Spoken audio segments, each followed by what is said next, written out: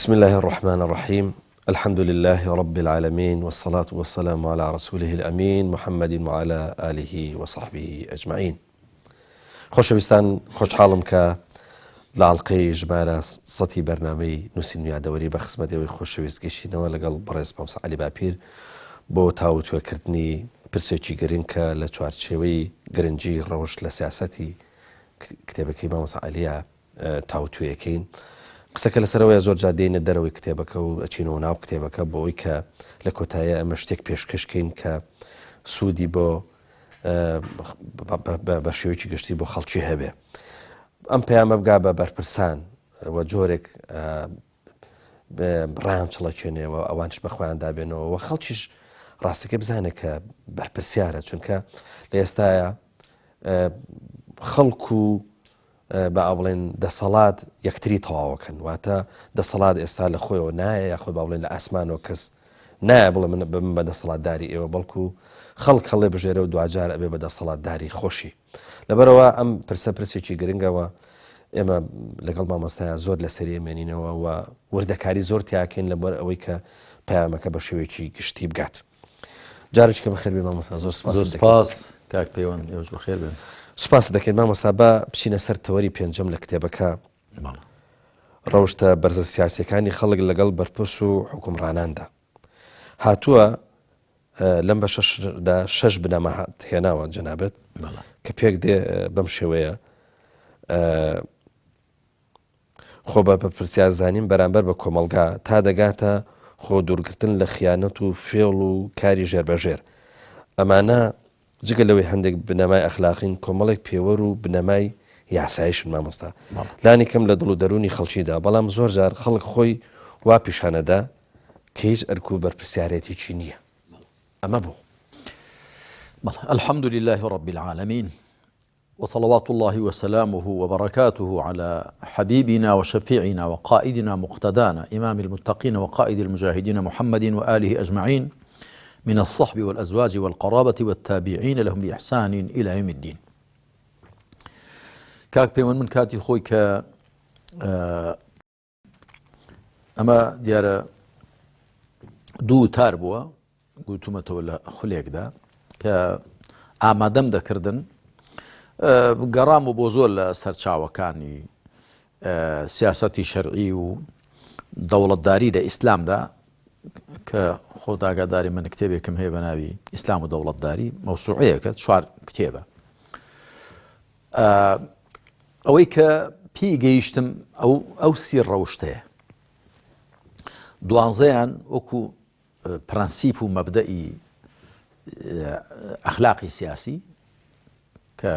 لە ئاڵلقەی پێشوودا باسمان کردن، 12شیان وەکو ڕەوشت و ئاکاری کردەیی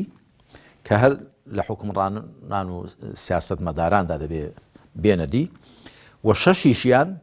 لەو سیە ئەوان 12 بە 12 24 ئەو 6 کە دەمێنەوە دەبێ خەڵک و جەماوەر ئەو 6 ڕەوشت و ئاکارانە لە خۆیدا بێنێتەدی، کە یەکەمیان بریتە لە خۆ بە بەرپرسیار زانین بەرامبەر بە کۆمەڵگا. ئەوە ڕەوشتی یەکەمە بە نسبەت خەڵک و جەماوەرەوە. دەبێ بزانێت کە ئەو خەڵک و جەماوەرە بزانێت کە مەڕووماڵ نییە بە میرات گیرێ و مادەی بێژیان نییە کە چۆن بیویستری حکم بکرێ بەبی ئەوەی کە ئەو هیچ کاردانەوەیکی هەبێ. یەکەم خۆ بە بەرپرسیار زانین بەرامبەر بە کۆمەڵگا بە گشتی و بەرامبەر بە حکومڕانان کە حکمی دەکەن بە تایبەت. دووەم فەرمانبەری بۆ بەرپرسان لە بازنەی شەریعەتدا، پێشتری شەر ئاماژەیەکم پێدا لە ئاڵلقەی پێشووتردا. سێم ڕێزگرتن لە بەرپرسان و پشگیریکردنیان لەسەر حەق. چوارەم بەنەرمی و لێزانی دواندنی بەرپرسان، بەنەرمی و بە لێزانی بدوێندرێن. پێنجەم ڕەخنە لێگرتن و قسەی حەقگوتن بە بەرپرسان و جێڕانەوەیان لە هەڵە و لادان لە ڕووی بە تەنگەوەبوون و دڵسۆزیەوە، نەک لە ڕووی بوغز و خەرەزەوە. و شەشەم و کۆتایی خۆ دوورگرتن لە خیانەت و فێڵ و کاری ژێربەژێر. ئەم 6 ڕەوشتە کاک پەیوەند هەر کۆمەڵگایەک ئەمانە ڕەچاوکە لە خۆیدا بیان هێنێتە دی زۆر زەمینە خۆش دەکەن ئەگە خەڵک ئاوا بێت زۆر زەمینە خۆش دەکەن کە حکومڕانان بە لاڕێدا نەڕۆن لا نەدەن تووشی ستەم نەبن. من چۆن بۆ وڵاتانی ڕۆژ ئاوا و ماومەوە بە مانگ مەسەل لە بەریتانیا لە ئەڵمانیا لە شوێنەکانی دیکە لە وڵاتانی ئیسکەندنافی خەڵکێک وا دەزانێت لەوێ ئازاتیەکە هەمووی هی حکومڕانانە کە بەو شێوە حکم دەکەن یا هیچ سیستەمەکەیە گومانی تێدا نیە سیستەمەکە ئازایەتی هەیە و حکومڕانانیش کە بەو سیستم و نیزامە بەڕێوە دەچن ئازایەتیان هەیە بەڵام من پێم وایە پێش ئەوە ئازایەتی خەڵک و جەماوەر و پێگەیشتوویەتی خەڵک و جەماوەرەکەیە لە ڕۆ دەڵێم بۆ لەوێ ئەگەر وەکو بەرپرسانی ئێرە کابرا خۆی بە خاوەنی نەوت بزانێ خۆی بە خاوەنی غازی وڵاتەکەی بزانێ خۆی بە خاوەنی ئەو دەرامەتە بزانێت کە لە گومرگەکان لە خاڵە سنووریەکان کۆ دەکرێتەوە ئەگە خۆی بە خاوەنی باز و خەراش بزانێ ئەگە خۆی بە خاوەنی هەموو سەرزەمینەکە بزانێ بەکەیفی خۆی ڤیلای تێدا دروستکا و خانووی چەند قاتی تێدا دروستکە و دوای بە خەڵکی بفرۆشێتەوە ئەگەر بەرپرسێک لە وڵاتان ئاوا بکە دەیبەن بۆ شێتخانە دەڵێن دیارە تێک شووە یعنی گومانم لەوەدانێ هەر کەسێک یەکێک لەو شتانە بکە کە لە وڵاتی ئێمەدا هەموو ئەو جۆرەشتان لایەن بەرپرسانەوە دەکرێن لەوێکسە دەیبەن بۆ شێتخانە دەڵێن تێک شووە ئەو بەرپرسەمان حاڵی تێک شووە کاک بە کەڵکی نێو عاقڵان نەماوە بەڵام ئەو تا تەماشا دەکەی لێرە ئەو شێوە حکومڕانیە درێژەی هەیە بۆشیان دەڕوە بۆ لەبەرەوەی خەڵکەکە خاوەنی هەڵوێست نییە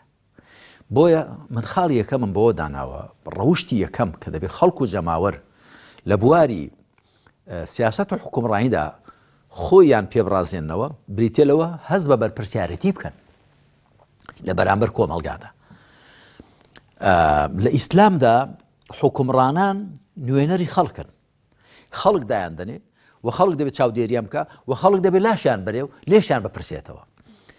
ئەبوو بەکر سەدیق خوا ڕازی بێ یەکەمین جێنشینی پێغەمبەر صلی الله عليه وسلم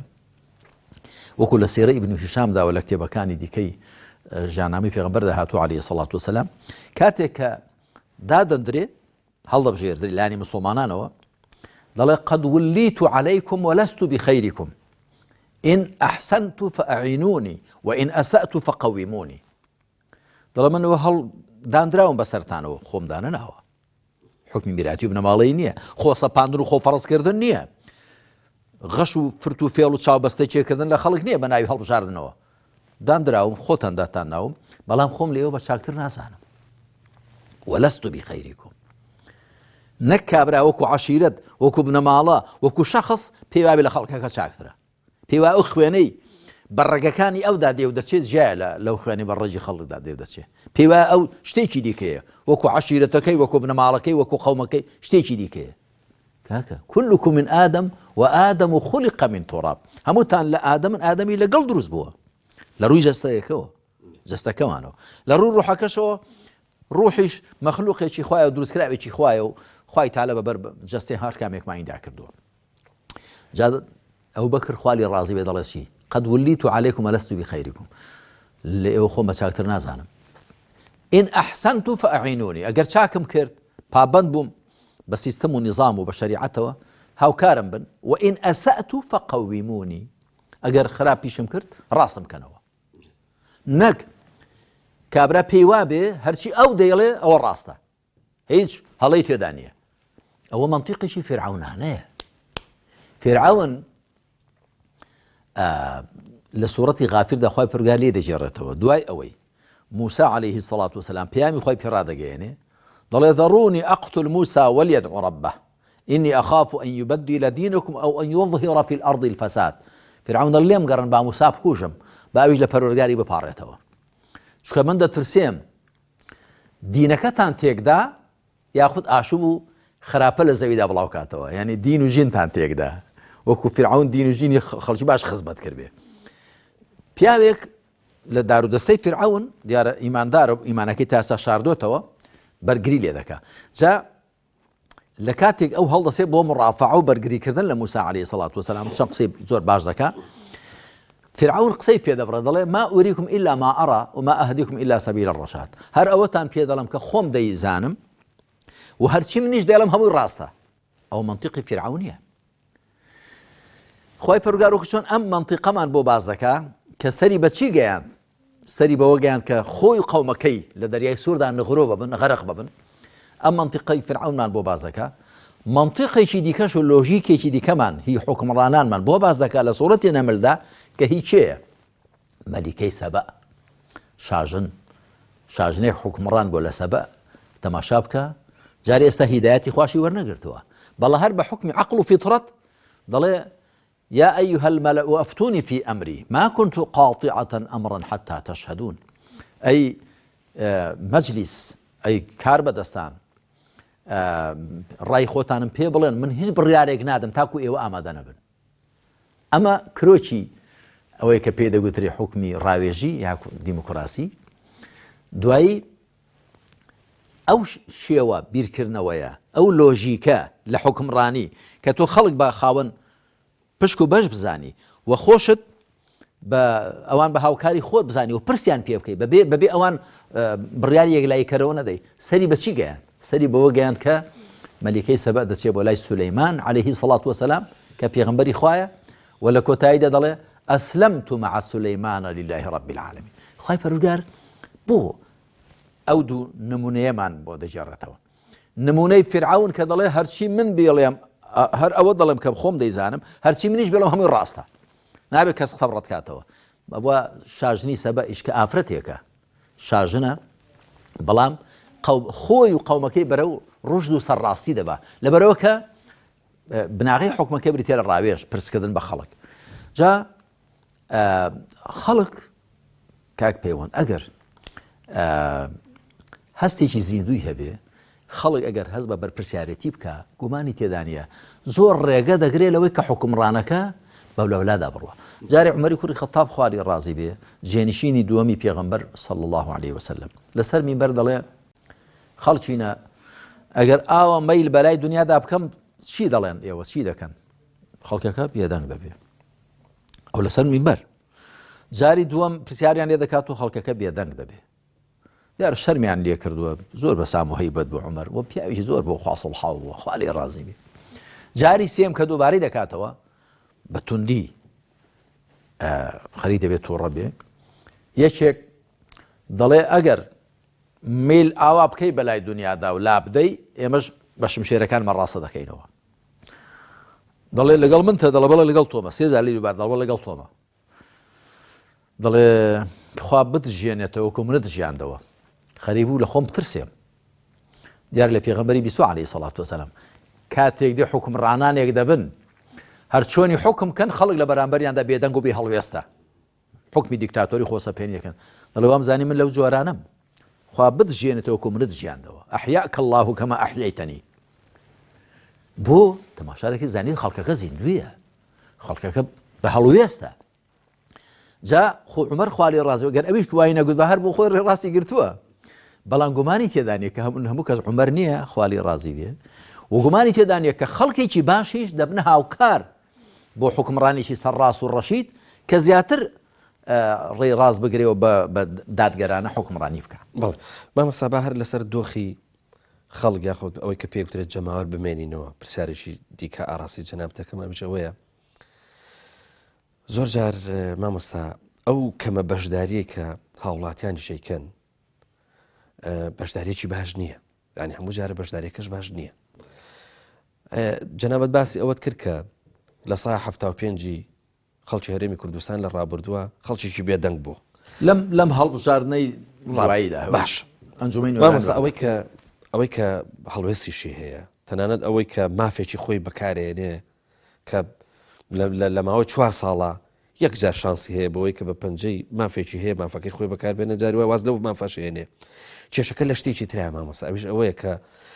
خەڵک هەوڵ نادا ئەلێرە من تەسەورەکەم کە ئەندازەیەک بەشداریەکە بەشداریی خراپە کە خودداش لێ پرسێتەوە لەمە ئەویش ئەوەیە هەوڵ نادەن خراپ بگۆڕن بە چاک زۆر جار خراپە گۆڕن بە خراپ مامۆستا واقعەیەک دروست بووە لە هەرێمی کوردستانە کۆمەڵە پۆپۆلیست دروست بوون کە مامۆستا نەقساکەن مامۆستا سیاست ئێستا خەریکە لە جنێوە بەرکەماڵە بێ هەر کەس جنێوی باش بدا هەر کەس مەسەرم بۆن دەنگ بەرز کاتەوە کردەوەی نەبێ و بەس با بڵێن جنێوی دلێر بێ نە قسەی دلێر بێ ئەمە خەڵک متەئسیرە بە پێی واروەها ئەمە ئەکا بە بەدیلی ئەو دەسەڵاتەی کە لە کاتێکە ئیسلاحی ئەوە بێ کە خەڵکە باشەکەی بۆ بەرێ جاری وایە بەمە خەڵکە باشەکەش ئەوەی تر دابەزێنم ئەیکا بە کەسێکی مستەزعف اینجا دوای ڕووی تێکاتەوەڵە کاکە تۆش هیچ نییە ئەرکێکی ئەو تۆ نییە لەبەرەوە قسەکە با لەسەرمە بێ مامۆستا هاوڵاتی ئەو کەمە مافەی کە بەکاری دێنێ مافەکەی دروست نییە خراپ بە چاک ناگۆڕێ بەڵکو خراپ زۆر جار خراپێکی تری خاتە شوێنی ئەمە چییە مامۆستا کاک پەیوەند لێرەدا دەبێت سێ چوار شت ڕوون بکەینەوە یەکەم ئەوەیە کە حکومڕانانی ئەم وڵاتە ئەلبەتە من بە گشتی قسە دەکەم ئەگەنا بەڕاستی خەڵکی باشیش هەر هەیە ینی کەیفم بە ئیطلاقات نایە ئەم دنیای هیچی بە کەڵک نایە ئەو خەڵکە هیچی خێری پێوەنی وا ناڵێم قەت بەزەڵم زۆربەی ئەوانەی یاخود ئەوانی کە بڕیار بەدەستن مامۆستا لەوەش پرسیارەکە بەس بم ویستم لەسەر ئەم خاڵە ببینینەوە کە ئەوش ئەرچی جەماوەریە یاخود باڵێن ئەرچی خەڵکە بەڵێ جا حکمڕانانی ئەم وڵاتە کاری زۆریان کردووە لەسەر ئەوە کە خەڵک لە ڕووی ئاستی هۆشیاری سیاسیەوە هۆشیاری فیکریەوە هۆشیاری زانستیەوە ینی بەرەوەدوا بێتەوە تەماشا بکە خوا سبحانه وتعالى لە سوورەتی الزخرفدا دوای ئەوە کە موسا عليه الصلاة والسلام باسی بەسەراتی موسامان بۆ دەکا کە لەگەڵ فیرعەوندا ڕوبەڕوو دەبێتەوە فیرعەون دوای ئەوەی موسا پەیامی خوا دەگەیەنێ وقال فرعون أليس لي ملك مصر وهذه الأنهار تجري من تحتي أفلا تبصرون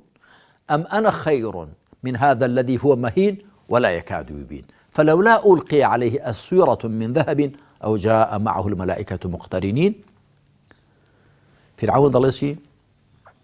ئایا من باشترم ئایا خەڵکی نابین ئەو کۆش ئەو ڕووبارانە جۆگە و جۆبارانە بەژێر کۆشکەکانمدا دەڕۆن ئایا من باشترم یان ئەو کەسەی کە خەریکە نەزانێ قسەش بکە تەعن لە موسا دەدا ئەگەر ڕاز دەکا لەلایەن خواوە هاتووە بۆچی فریشتەی لەگەڵین و بۆچی بازنی زێڕی لەدەستنین دیار و کاتە حکمڕانان بازنی زێڕیان لەدەست بووە خوا چی دەفەرمێ فاستخف قومه فأطاعوه إنهم كانوا قوما فاسقين قومەکەی خۆی نەفام کرد یا سوکەڵەی کردن سوکەڵە لە نێوەڕۆکی خۆیان خاڵی کردنەوە بۆشی کردن چکە ئیستەخەفە دوو واتای هەن یاخود سوچی کەوتنە بەرچاو یاخود سوچی کردن لە زمانی عەرەبیدا دەگوترێت ثەوب سەخیف وشەی سەخیف لە کوردیە کە بەکاردی معناگەی زۆر قورسە بەڵام لە عەرەبیدا ثەوب سەخیف پۆشاکێک کە باش نەچندرابێ شاڵ بێ شاڵ جا فاستخف دوو واتای هەیە یا بە معنای وجدهم خفيفي العقول عقلي يعني سوق بيني ياخذ عقلي سوق كردن فأطاعوه انجا بقسيان كرد هميشه اواني كتشاويان لويا خو بسر خلق دا بسبين حكمي شي خراب كان بسريان دا بيان خوش خلق بوش به بوش خلق قرس نبي سوق لبي بآسان بدستيانو بي وخلق محكومي غريزة كاني خوي بي خلق محكومي لبشتين برجيري بي گرنگی بە پشتێن بەرە ژووری نەدا عقل و دڵ و هەست و نەست و مەشاعیر و ئەوانە ئەوە لایەکی قەزیەکە لایەکی دیکەی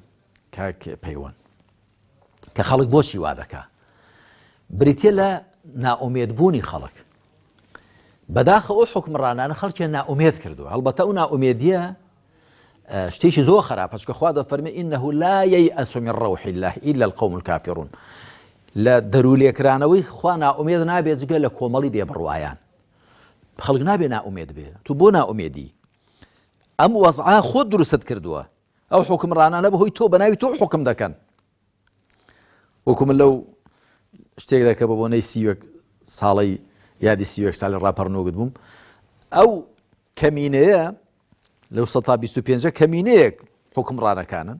هەموو 125 کەش نییە حکم بەسەر 175 دەکەن بەناوی هەموو خەڵکێکەوە حکم دەکەن کە کەواتە تۆ چۆن قبوڵ دەکەی بۆ نائومێد دەبی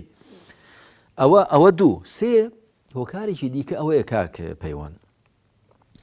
کە حکومڕان و دەسەڵاتداران لە هەرێمی کوردستاندا دەیانەوێ ئۆپۆزیسیۆن سووک من بەرپرسێکی گەورەی ئەم وڵاتە ناوی نایەنم چۆن مە قسەی خەڵک کە ئەمانەتە دەیپارێزم صدور الرجال صندوق الأسرار سینەی پیاوان صندوقی نهێنیانە گوتی جارە پێکۆدانی گوتی مامۆسا باسی خەڵک کرا کە ئەوە هەڵ دەتۆقێ لە ساحەکەدا و خەڵک لێ دەئاڵێ و دوای هیچ لە هیچ سەری هیچەوە دەردەچێ ئەگوتمەوە چۆنی تەفسیر دەکەی وتی مامۆسا حکومڕانانی ئەم وڵاتە دەیانێ ئۆپۆزیسیۆن سووککەن سووک چۆن وتی وەڵا ئەوەی بۆیان بکڕدرێ دەیکڕن ئەوی مەسەلەن بیترسێن بۆیان بترسێ دەیترسێنن ئەوی بە پارە بێ دانێ بیکڕن وتم ئێکتی ئەوی دی دەیانەوێت نەموزەجێک بێنە مەیدانەوە کە هیچی لە باران دانەوێ وەکو جەنابەت دەڵێیت بەس جنێ و بزانێ و هەڕەشە و گوڕەشە و خۆڵکێشان بەڵام هیچی لە باران دانەوێ جا دوایی بە خەڵک بڵێن خەڵکینە معارەزەتان دێ ئەو معارەزەیە چەماشای هیچ کەس بەقەدە و جنێوان ناڵێ هیچ کەس بەقەدە و هەڕەشە ناکە هیچ کەس بەقەدە و خۆی هەڵناکێشێ کاکە ئەوە معارەزەیە دوای خەڵکیش لێدە ئاڵێن دوای سەری لە هیچەوە دەردەچێ خەڵک دەستیان لە بنی هەمبانەی بە تاڵەوە دەردەچێ ئەوە معارەزەی پێسووک دەبێ و بەڕاستی هۆکارێکی دیشێ ئەویش ئەوەی کە هەندێک کەس بان و سەقفی داواکاریەکانی خەڵکیان زۆر بەرز کردەوە خەڵکیان زۆر فێری چاوەڕوانی کرد بەڵام دوایی لە مەیدانی عەمەل داوا دەرنەچوون خەڵک بۆش جۆرێکی دیکە لە ناومێدی و خەڵک وای ئێستا وا دەزانێ هەمووی هەروان ئەوانە چەند هۆکارێکن بۆ ئەوە کە وەکو جەنابەت ئاماژەت پێدا هێندێک خەڵک لەم ساحەی هەڵتۆقت کە شتێکی واشیان لەبارەدا نییە جگە لە هونەری جنێودان و خۆ هەڵکێشان و قسە پڕژاندن و ئەو شتانە و دوای خەڵک لێیان دەئاڵێ دوای تەماشاش دەکەن هیچ نییە مەسەڵەن کابرا معاملە دەکا بە کورسی و دەنگەکانەوە معاملەی شەخسی دەکا بە قازانجی شەخسی مەسەن شتەکان بەکاردێنێ و دوای خەڵک یەکجاری وەزەکانی لەبەر چاو دەکەون بەڵام من پێم وایە کاتی ئەوە هاتووەوە خەڵک دەبێ وردە وردە هۆشار بێتەوە ئەگەرنا وەکو چۆن ئێستا بازیان داوە خەڵک هەر زیاتر باش دەدەن من جرب المجرب حلت به الندامة هەر کەسێک شتی ئەزمون کرا و ئەزمون بکاتەوە پەشیمانی دەکێشێ ئێمەش ئەوە لە مەیدان و ساحەکەدا هەین ئەگە خوا لێمان قوبوڵ کە بە ئیمان و عەقیدەوە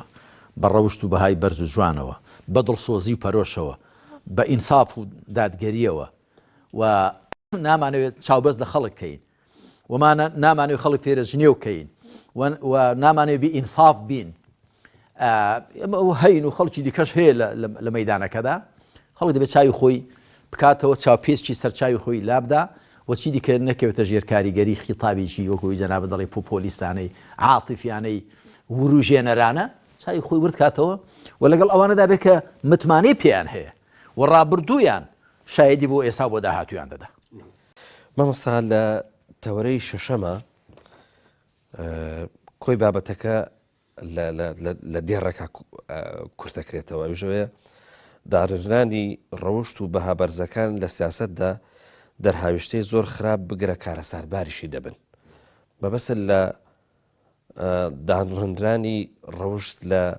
سیاسەت چییە بەبەسە ئەو کە کارەساتی لەیەکەوێتەوە چییە مامۆستامە وەڵا لەوێدا لە مابی دوو وێنەم هێناونەوەیشیان بە میکیاڤیلی کە کتێبێکی هەیە بە ناوی بە کوردی بە ناوی ئەمیر تەرجەمە کراوە ئەوی دیکەشیان لا بواسیە ئەویش زانایەک بووە کتێبێکی نووسیوە بە ناوی بە عەرەبی تەرجەمە کراوە العبودیە المختارە کۆیلایەتی ئازادانە کەەوە خۆی کەسەکە کۆیلایەتی هەڵبژێرێ هەرچی میکیاڤیلیە لە کتێبەکەی خۆیدا باز دەکا کە دەڵێ حکمڕان بۆ ئەوی سەرکەوتوو بێ نابێ ڕۆشتی بەرز و جوان و ئەوانە بزانێ و نابێ ڕەحم و بەزەیی بزانێ و من پێم وایە زۆر لەو حکمڕانانە ئێستا حکم دەکەن بە شێوەیەک لە شێوەکان شوێن کەوتووی میکیاڤیلین لە ڕاستیدا نیقۆلا میکیاڤیلی. ئەوەی دیکەش وێنەیەک دێنێتەوە کاک پەیوەند لە کتێبەکەشدا باسم کردووە. دەڵێ کاتی خۆی حکمڕانی فارس حکمڕانێکی فارس دێت شارێک وڵاتێک دەگرێت بە ناوی لیدیا لە ئاسیای نێوەڕاست ئاسیای بچووک. دوای حکمڕانی ئەو وڵاتە بەدیلی دەبا بۆ ئێران. خەڵکەکە ڕاپەڕین دەکەن و خۆ پێشاندان دەکەن و ئاڵۆزی دەکەن. ئەوی ڕاوێژ دەکات ئایا بە زۆر و بە چەک لەگەڵ یان ڕوبەڕووبینەوە یا چی بکەین؟ دەڵێ وەڵای ئێمە دوژمنی دیکەشمان هەن بە زۆر و چەک بە کەڵک نایە نە ینی دێنن نەخشەیەکی زۆر شەیطانانە دادەنن. دەڵێ ئەو خەڵکە بە سەرقاڵکەین و سەرگەرم کەین بە لەه و لەعبەوە بە مەشغوڵی غەریزەکانی خۆیان بن، مەشغوڵی هەوا و ئارەزوو بن، مەشغوڵی شتی سوکەڵە بن. ئەگەر سەرقاڵی ئەوانە بوون ئاگیان لە شتی جیددی نامێنێ. ئێستا وشەی لە کوردواری خۆماندا وشەی لۆتی هەیە. دەڵێ ئەسڵ خۆی لیدی بووە لیدی. ئەو شارە ئەو وڵاتە ئەوەندە مەشهور بووە بە یاری و بە سەرگەرمبوونی غەریزەکان و شتی جەفەنگ و گاڵتە و فیلم ئەو شتانەی کە بڵێ خەڵی سەرقاڵکە خافڵانی خەڵک ئەوەندە پێوە مەشغوڵ ئەوە بووکتانەوە لیدیە، یعنی وەکو بڵێ سەر بە وڵاتەیە. دوایی گوردەوەردە گۆڕاو بۆ لۆدی بەدال. بەڵام دوایی لە کوردەواری خۆمان دەوتیان لۆتیە. من پێشەوام دەزانی وشەی لۆتی هەر لە لوڵتیەوە هاتووە، ئەواتە ئەوانەی کە کاری کردەوەی خراپی قەومی لوط دەکەن عەلەیهی سەڵات وەسەلام. بەڵام دیارە ئەوە لە ئەسڵدا لۆدیە، لۆدیەکەی لە لیدیەوە هاتووە، ئەوەندە ناودار بووە. دەڵێ دوایی کە فێڵ ئەو سیاسەتە ڕەچاو دەکەن ئەو خەڵکە نایپەڕژێتە سەرەوەی پاشایان گیراوە و خۆ پێشاندان کە و ناڕزایی دەربڕن، هەمووی مەشغوڵی غەریزەکانی خۆی دەبێت. تۆ تەماشا بکە لەم هەرێمەی ئێمەدا کۆمەڵێک لە گەنجەکانمانەوە چوونەوە دەرێ، ئەوە دیارە. جا ئەویش تەمان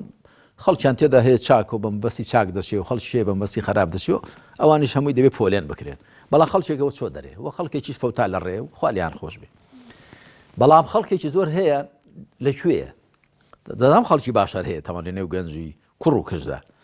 بەڵام خەڵکێکی زۆر هەیە لەو کافتریا و لەو جادە و شەقامانە کەوتووە. سەرقاڵی چییە؟ سەرقاڵ کراوە بە نێرگە لە کێشانەوە، بەجگەرە کێشانەوە، بە قومارکردنەوە، بە شتی گوناحی گەورەتر لەوانەشەوە، بە مەیخۆریەوە بەچیەوە و زۆر دەرفەتیان بۆ ڕەخسێنراوە. ئەگەر کەسێک بێ ڕەخنە لە سەڵات بگرێ لە شوێنێک ئاسایش دەیدۆزێتەوە. بەڵام ئەو هەموو شوێنانەی بێناموسی و خراپەکاری و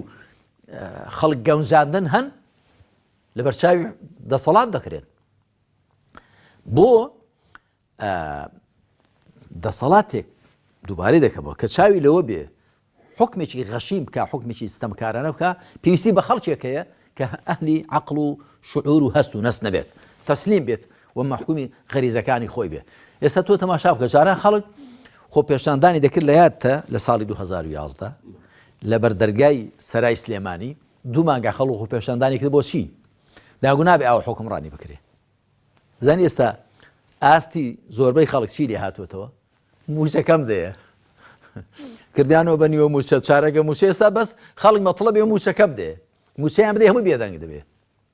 ئەوە دابەزاندنی ئاستی خەڵکە. ئەوە بە قازانجی ئەو شێوە حکمڕانیە کە دەیەوێ عیباد و بیلاد لە خزمەت خۆی دابێ، واریداتی وڵات بەهی خۆی بنەماڵەکەی و حیزبەکەی دەزانێ، خەڵکیش بە کۆیلەوە خزمەتکار دەزانێ.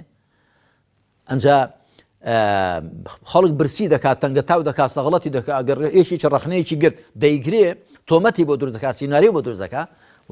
خەڵکی پێچاوتر ساوکە ئەوی دیکەشی بێدەنگە. خۆ هەمیشە کۆمەڵگایەکان هەمویان هەرزیندوو نین، کەمینەیەک دەبنە سەرڕم. ئەتۆ سەرڕمە ئەگەر هات و چاوشکاوی کرد و ترساندی و گرتی، ئەوی دیکە لە پشتەوە بۆ خۆی مەسەلەنەوە واز دێنێ. ئەمە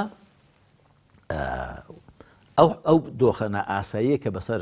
خەڵکی هەرێمی کوردستان دەسە پێدراوە. بەڵام گومانی تێدا نییە پرسیارەکەی جەناب لەوەوە بەسم ئەرچی هاوڵات پرسیارەکە لەوە هات کە بۆچی کە ئەوە دەکرێت بەو شێوەیە مەسەنە کار دەکرێت بۆی ئەو خەڵکە ئاوا بێ بە حکومی غەریزەکانی خۆی و هەوا و ئارەزوەکانی خۆی بێ و وەکو گوتم هەر بیر لە پشتێن بەرە ژێری بکاتەوە لە سەرێ نەکاتەوە و تەنیا لە خەمی ژیانە دنیاکەی خۆی دابێ تۆ تەماشا بکە و خەڵکە خۆ پێشاندان دەکا ناڕزایی دەردەبڕێ من زۆر بەدەگمەن بە کەمی گوێم لێ بۆ یەکێک باسی ئەوە بکە ئەرێ کاکە مزگەوتەکان بۆ دادەخرێن ئەرێ کاکە ئەو هەموو باڕومەی خانانە بۆ بکرێنەوە ئەرێ ئەو هەموو کافتەریانە بۆ بکردن بۆ نەرگە لە شێش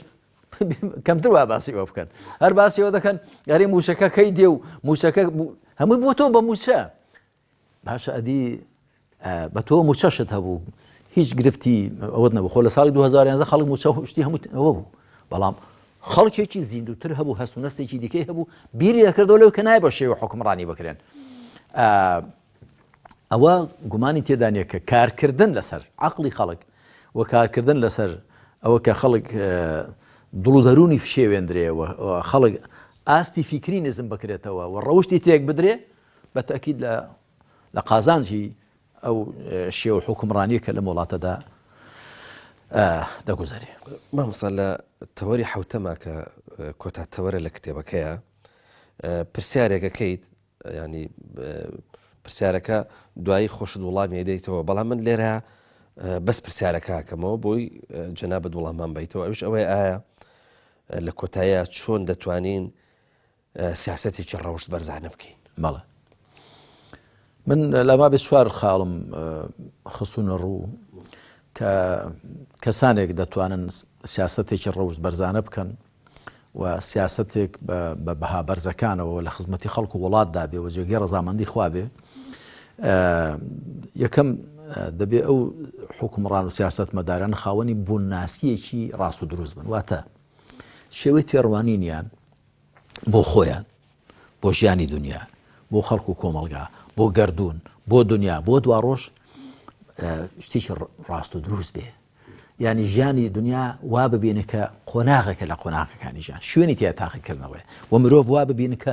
جێنشینی خوایە مرۆڤانە بین کە مەیمون زادەیە لە مەیمونەوە هاتووە جا بۆ زانیاریت هەموو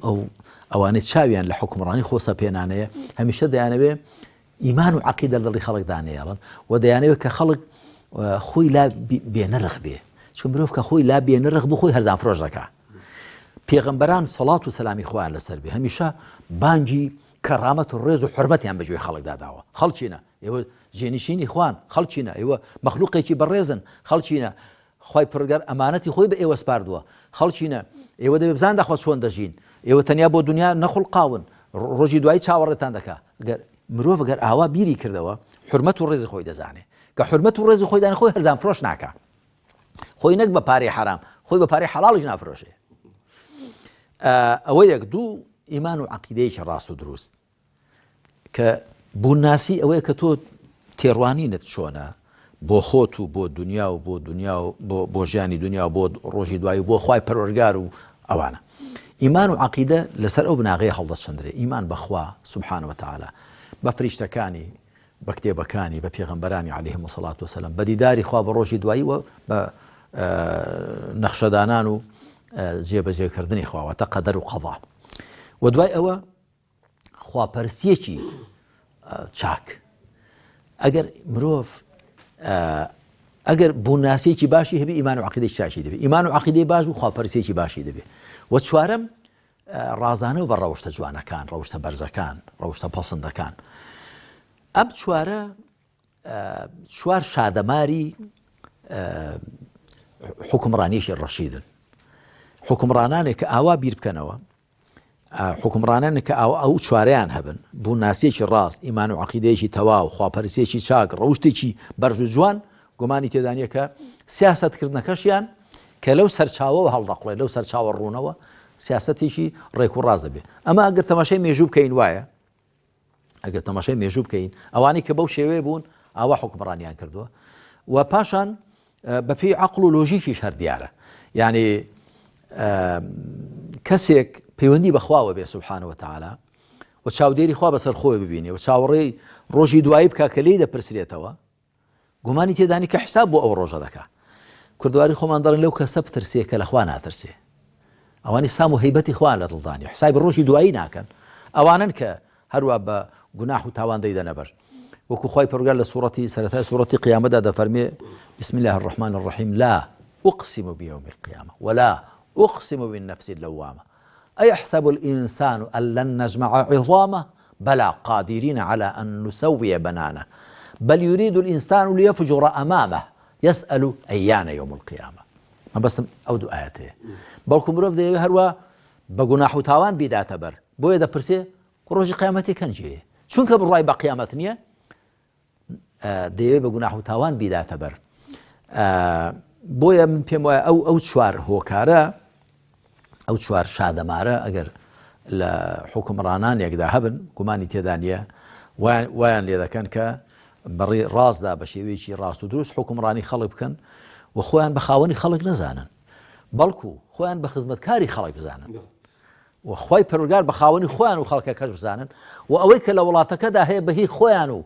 بنوالكان وحزبكان وعشيرتكان نزانا بلكو أوي لولاتك دا بهي همواني بزانا وشي بو خوان بيان خوشا بو كروشكاني خوان بو خزمكاني خوان بو خلشيش بيان خوش به ما مصابة كواتب برمبناي قسە کردن لەسەر ئەم کتێبی گرنگی ڕەوش لە سیاسەتە پرسیارێ بکەین ئەویش ئەوەیە ڕەنگە بینەران بڵێن ئێوە تەشید لە کۆمەڵە بنەماکەنەوە یاخود لە کۆمەڵێک ڕەوشت و بەهاکەنەوە کە ئەمە ڕەنگە لە تاچی مولتەزیمی مسلمانی ئەندازەیەک ئەگەر نەڵێن ئایارە 24 لە ئایارە 18 بێت یعنی مسلمانێکی تەواو پابەندێکی تەواوی هەبێت ئێمە لانی بە ناوی خەڵکەوەڵێ مەڵە خەڵکەڵێ ئێمە ئەو کەسەمان ئێستا بۆ ناگەێنتر دەسەڵات واتە ئەمە ناتوانین ئەو کەسە هەڵگرین و بیبێنە دەسەڵات و بەم شێوەیە ژوا بکەین کە ئەوەی کە پێکوترێت دەسەڵات ئەوەی کە پێکوترێت سیاسەتکردنەوەی کە پێکوترێت حکومڕانی بە شێوەیەک لێ بکەین کە ئەخلاقی بۆ بگەڕێتەوە. باسی ئێستا ئاکەین ئەڵێ پرسیارەکە لەسەر ئێستایە بۆ ئەم حکومڕانانەی کە ئێستا ئەندازەیەک لە دەرەوەی من ناڵم خوا نەخواستم مسلمانی ناحەشتێک ئەوە لە چوارچێوەیەکە بە دیاریکراوی ئەو قسەی من نییە بەڵام مامەسا ئەو ئیلتیزامی کە ئێمە سەر لە چوارچێوەی ئەم کتێبەی جەنابتە باسمان کردووە ئەو خەسڵەتانەی کە پێویستە لە کەسی سیاسیا بێ بۆ ئەوی ڕەوشت بەرزانە سیاست بکە ڕاستەکەی لەم کار بەدەستانیان نییە سەرەحەت باشە خەڵک چی بکە مامۆستا ینی چۆن ئیسلاحی ئەو دەسەڵاتە بکە کا پەیوەند خەڵک دەبێت چەند شتێ بکە جارێ یەکەم خەڵک بزانێکە بەرپرسیارە كلكم راع وكلكم مسؤول عن رعيته وبيغمر صلى الله عليه وسلم فرميتي هر كام يقول شاو ديره برپرسیاری شه بەرامبەر بە خەڵک و کۆمەڵگەکەی خۆی ئەوە یەک دووەم خەڵک دەبێ هەز بە بەرپرسیارەتی بکە بەرامبەر بەخوا سبحانه وتعالى و بزانێت کە ڕۆژێک دێتە ڕێی لێ دەپرسێتەوە ڕۆژێکی دێتە ڕێ کە ڕۆژی دواییە لێ دەپرسێتەوە وەکو پێغەمبەر عليه الصلاة والسلام فرميتي الكيس من دان نفسه وعمل لما بعد الموت عاقل ژیر و دانا کەسێکە لێپرسینەوە لەگەڵ خۆیدا بکە و کار بۆ دوای مردنی بکە یعنی بزانێت کە ڕۆژێکی دێتە ڕێ دەیوەستێنن لێ دەپرسنەوە وەرە تۆ بزان چۆن ژیاوی چیت کرد و چۆنت کرد ئەوە دوو سێ خەڵک دەبێ چاو بە ئیمانەکەی خۆی دابژێڕێتەوە ئەگەر ئیمانەکەی تا ئێستا صفەتی بوێری و ئازاتی تێدا پەیدا نەکردووە لە حاڵێکدا کە خوا سبحانه وتعالى خەڵک لەبەر دوو شتان دەترسێ یا لەبەر ئەجەلە یا لەبەر ڕزقە خوای پروردگار هەردووشیانی بەدەست خۆیەوە گرتوون لەبارەی ئەجەل دەفەرمێ وما كان لنفس أن تموت إلا بإذن الله كتابا مؤجلا هیچ کەسێ بۆی نییە بمرێ مەگەر بە مۆڵەتی خوا نووسراوە و دیاری کراوە ئەگەر تۆ ئیمانت بەخوا هەیە خوا دەزانێت کەی دەمری و بە بێ مۆڵەتی خوا نامری بەش تۆ بمری هەر نامری نەفەر هەبوو ویستی خۆی بکوژێ بەڵام نەمردووە ڕزقیش وما من دابة في الأرض إلا على الله رزقها لە سوورەتی هوددا هیچ پێڕۆیەک نییە لەسەر زەوی مەگەر بژیوی لەسەر خوایە جا تۆ ئەگەر ئیمانت بەخوا هەبێ دەزانی کە بژیوەکەت و مردنەکەشت هەردووشی بەدەست خوای پەروەردگارن بۆ دەترسی ئەوەش ئەو کەواتە دەبێ بوێر و ئازابی و پاشان خوای پەروەردگار ڕایگەیاندووە لە سوورەتی ئەلبەقەڕەدا دەفەرمێ لا تظلمون ولا تظلمون نە زوڵم بکەن نە قوبوڵیش بکەن زوڵمتان لێ بکرێ يعني چی يعني گە زوڵم کەی گوناهباری خوا فەرموویەتی ئەلا لعنة الله على الظالمین لە سوورەتی هوددا ولا سورة أعراف ده فلعنة الله على الظالمين نفريني خوال استبكاران باشا أو ظالم نفريني خوالي ولعنتي خوالي أدي كسي كمظلوم بي بويستي خوي مظلوميت لسر خوي لعنة بري أو شونا خوي برغاويشي قدغا كردوها لا تظلمون ولا تظلمون ظلم كان نبش يلا ظلم يشتاني بكري كواتبها خلق نز ونزاني كتنيا ظالمك كظلم يدك أقول أحباره تويك زمینت خۆش کردو بۆ زاڵمەکە زوڵمت لێ بکە و بێدەنگی وەکو گوتراوە بێدەنگی زوڵم دروست دەکا زوڵم بێدەنگی دروست ناکە بێدەنگی بێ هەڵوێستی بێ هەستونەستی ترسنۆکی وا دەکا کە زوڵم دروست بێ کەواتە تۆ گوناهباری لەسەر ئەوە وەگەر تەماشای قورئانیش بکەین بەلای کەمەوە لە 5-6 شوێندا وەکو من هەم لە تەفسیری سوورەتی ئەعراف دا باسم کردووە هەم لە تەفسیری سوورەتی سەبەئدا هەم لە تەفسیری سوورەتی غافیردا لە هەموو شوێناندا خوای پەروەردگار کە باسی ئەوانە دەکا کە لیان دەپرسێتەوە وەکو چۆن باسی ستەمکارەکان دەکا حکومڕانە ستەمکار و دەسڕۆیشتوەکان کە زوڵمیان کردو لە خەڵک باسی خەڵکە ژێردەستەکەش دەکا کە ژێردەستەی قبوڵ کردووە کە زوڵمی لێکرا و چەوسێنراوەتەوە بێدەنگ بووە بەڵکو لە سوورەتی ئەعرافدا دەفەرمێ وقالت أخراهم لأولاهم ربنا هؤلاء أضلونا فآتهم عذابا ضعفا من النار شوێن کەوتووەکان ئەوانەی کە بەدوا کەوتون بەوانەی کە پەیڕەویان لێکرا بوو گوتیان پەروەردگارمان ئەوانە ئێمەیان گومڕا کرد با ئیوان سزای وان دوو چەند بێ دوو قات بێ خوا دەفەرمێ چی قال لكل ضعف ولكن لا تعلمون بۆ هەر کامتان دوو قات هەیە دوو چەندان هەیە سزا باشە زاڵمەکە ئەوە لەبەرەوەی کە خۆی زوڵمی کردووە لەبەر گوناحەکەی خۆشی کە خەڵکیشی گومڕا کردو باش ئەدی مەزڵومەکە بۆچی مەزڵومەکەش لەبەرەوەی کە خۆی زوڵمی لێکراوە یارمەتیدەری ئەو زاڵمەش بە بەسەری بێتە زاڵم کە بێدەنگ و لە بەرامبەریدا فرعون کەی گوتی ئەنە ڕەبوکم الأعلا کە تەماشای کرد خەڵک هەمووی بێدەنگە یەکتی دیارم پەروەردگاریانم ئەمە دیارە پەروەردگار و خاوەنیانم و پەرستراویانم مادام و خەڵک هەر بێ هەرچی بڵێم هەر بێدەنگە کەواتە دیارە منیان بە پەرستراوی خۆیان داناوە کەواتە ئاوا دەبێت کە دەبێت خەڵک ئەو هەنگاوانە بنێ و خەڵک دەبێت خۆی بە پەرپرسیار بزانێ بەرامبەر بەخوا بەرامبەر بە کۆمەڵگا بەرامبەر بەوانەی کە زۆڵمی لێ دەکەن بەرامبەر بەخۆی و بزانێت کە ئەو بەندەی خوایە کۆیلەی کەس نییە ئەتۆ بۆی دروست نەکراوی کەس بپەرستی ئەتۆ خوا تۆی داناوە تۆ بەندایەتی بۆ خوا بکەی و ژیانێکی بە کەرامەت و بگوزەرێنی ژیانێکی عیزەتمەندانە بگوزەرێنی نەک ژیانێک کە چاول لەوە بێت کە دوو پاری و حرامت دەنێ کە عیبداریە بۆ دنیا گوناهباریە بۆ قیامەت سوپاس دەکەین مامۆستا سوپاس لەوەی کە کۆمەڵێک پرسی گرنگ یاخود با بڵێن کۆمەڵێک پرسیاری گرنگی سەبارەت بە گرنگی ڕەوشت لە سیاسەتە وەڵامی ئەمەدایەوە و هەروەها بە جۆرە لە جۆرەکان شروفەیەکی باشی کتێبەکەمان کرد تەمان کاتمان نەما بۆی پرسیاری تر هەیە لە چوارچێوەی ڕەوشت و سیاسەتە بەڵام ئەوانە هەڵەگرین بۆ کاتێکی دیکە و ئەم کتێبەشمان تقریبان گەیشتە پایان ئینشاڵڵا خوا یار بێ لە بەرنامەکانی ئایندەیە ئەچینە سەر کتێبێکی دیکەی جەنابەت لەوەی کە باەخ و گرنگی هەیە بۆ کۆمەڵگا و هەروە بە خەڵکی بە شێوێکی گشتی خوا پشتیوان بێ ئەلبەتە ئەم ئاڵقەی و ئاڵقەی پێشوش جەناب زۆر ڕاگۆشین بە پێچەوانەی سروشتی بەرنامەکانی دیکەوە بەڵام دیارە مانگی ڕەمەزانیش دێتە پێش من لێرەشەوە موژدە دەدەم بە بینەران و بێسەرانی بەڕێز کە من بۆ مانگی ڕەمەزانیش خوا پشتیوان بێت 30 ئاڵقەم دەبێ لەژێر ناونیشانی چۆن دەبینە موسڵمانی ڕاست و ساخ کەواتە بامژ مژدەیەکیان بەمێ لە دوای ڕەمەزانی شەڵای ئەمە بەردەوامە بین بەڵێ لە دوای ڕەمەزان بەردەوام دەبین و ئەوەی کە بە تەواومان نەکرد و تەواوی دەکەین ئەوی شتی کەش چی بە پێویستی بزانین خوا پشتیوان بێ دەستی پێ دەکەین و من لێرەشەوە بە هەموو بینەران و بیسەرانی بەڕێز و خۆشەویست دەڵێم کە خەڵک زۆر بە منی گوتووە لە مامۆستایان لە گەنجان لە بەتەمەنان لە عشایر لە خەڵک ئەو بەرنامە بۆ ڕاوەستاوانە با بزان کە ئێمەوە لێرە دەست بەکار بووینەوە و ئەم کتێبەمان تەواو کرد خوا پشتیوان بێت مانگی ڕەمەزانیش وەکو گوتم ئەو بەرنامەیەمان دەبێ کە هەوڵ دەدەم چارەک یا کەمتر